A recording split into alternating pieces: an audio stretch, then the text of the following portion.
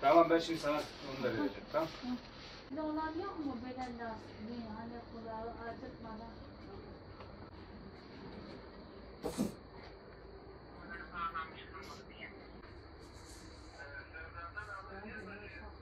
Evet.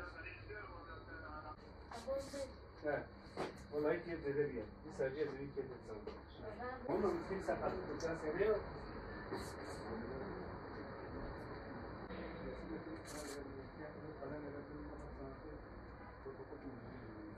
Olmasın karbon kağıdı. Karbon kağıdı var. Veriyoruz yani. Hat için veriyoruz. Çok önemli. Elhamdülillah bereketli bir sezon geçiriyoruz. 1,5 yılın ardından tekrar okulların açılması bizleri sevindirmiştir.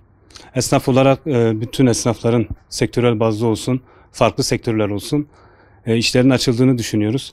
Elhamdülillah biz de bu yıl bereketli bir sezon geçirerek bu süreci atlatmaya çalışıyoruz inşallah. 1,5 yıldır hemen hemen oturuyorduk. Şu an elhamdülillah elimizde stoğumuzu tüketmeye çalışıyoruz. Ciddi bir stok vardı, bütün kırtasiyeciler vardı.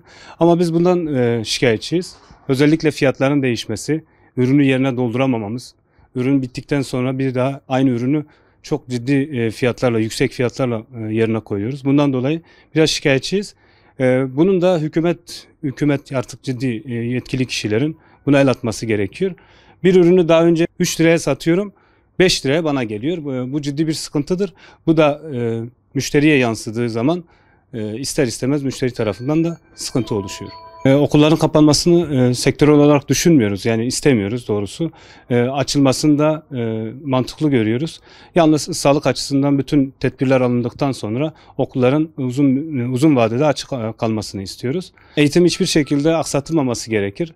Eğitimin devam edilmesi lazım. Dikkat ederseniz Avrupa ülkelerinde de bu şekilde birçok ülkede eğitim devam etmiştir. Biz istiyoruz ki bu süreçte eğitim devam etsin. En azından 1,5 yıldır zarar eden esnaf kendini toparlayabilsin. Hükümetin almış olduğu kararı destekliyoruz. Tedbirler alınarak eğitim süreci devam etsin diye temennimiz var. Okulların açılması bizi sevindirdi. Bu pandemiden dolayı çoktandır okullar açılmamıştı. 1,5 senedir kapalıydı. İlk sezonda işte hareket başladı, güzel oldu. İyi bir sezon oldu. Umarım herkes için de öyle oldu. Ve inşallah bu süreçte okullar bir daha kapanmaz. Bayağı eğitim geride kaldı çocuklar için. Sattığımız kırtasiye ürünleri elimizdeki kalan kırtasiye ürünleriydi. Onları biz elimizden çıkardık, sattık ama yeni ürün konusunda sattığımız ürünü yerini dolduramıyoruz. Bayağı fiyatlar yükselmiş. O konuda devletin bunun üzerinde durmasını istiyoruz. Fahiş fiyatların önlenmesini istiyoruz. Çünkü 2'ye aldığımız ürünü şu anda alacağımız zaman 2,5-3'e almak zorunda kalıyoruz. Yani elimizden çıkardığımız ürünü yerini dolduramıyoruz. Bayağı fiyatlar yükseldi. Bu konuda yetkililerden fahiş fiyatı önlenmesini istiyoruz.